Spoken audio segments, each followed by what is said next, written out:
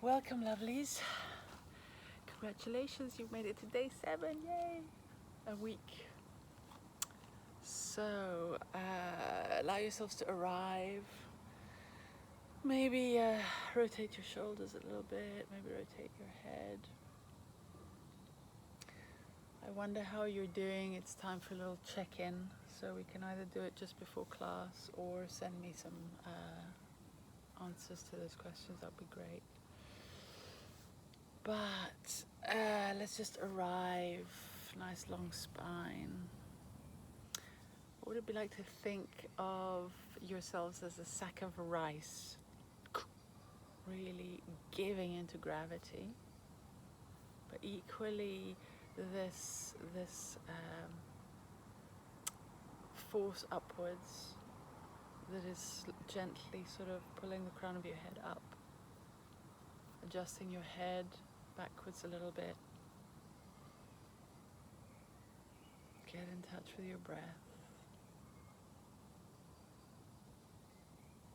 So from now on, we're focusing on quietening our practice as much as possible.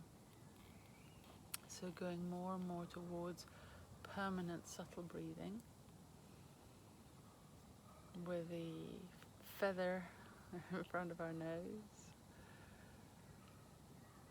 with a nice diaphragmatic breathing through the nose, slowing it down. And if you are doing your ujjayi because you like it if it helps you quieten the mind, then even the ujjayi quietens down. And the secret to know whether you're doing it right or not is if you have a little bit of air hunger. So you need to have a little bit of air hunger. Slow it down as I'm speaking. Why are we doing it like this? It's a bit like, when you're used to overeating, and you overeat and overeat, and you're used to having big plates of food, but it's actually not very good for you.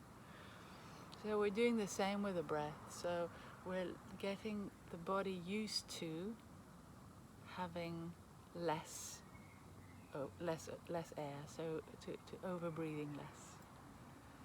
So in order to do that, in order to know that we're doing that, we have to feel a bit of hunger, right?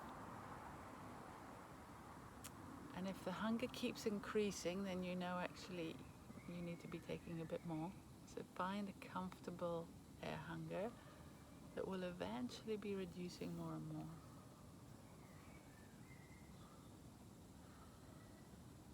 So super quiet. So this coming week we're going to learn a few other techniques for just quietening down when we get quite suddenly stressed by something.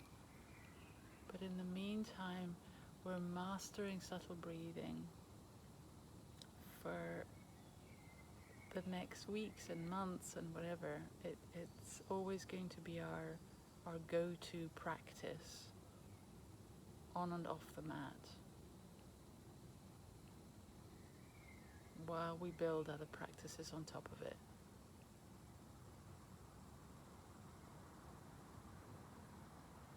So once we change the physiology, that's when you'll start seeing differences in your vitality, in your stamina, in your general composure, that will last longer than just a few minutes after your practice.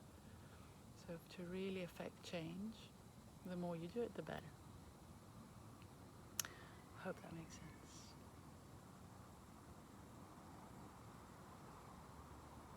As you're breathing, notice if you're slowly slouching, keep that lovely upward lift, that humility.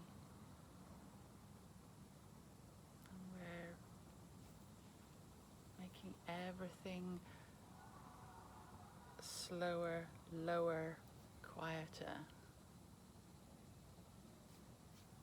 Imagine if you could see the Buddha meditating, how little movement there would be.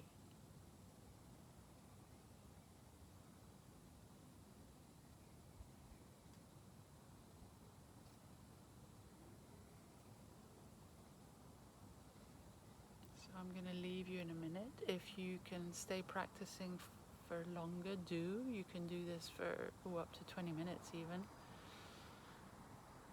Enjoy the rest afterwards. Trust that we will be building on this stuff, but patience is a very important part of discipline. And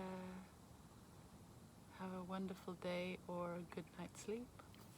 All right, all the best. See you tomorrow.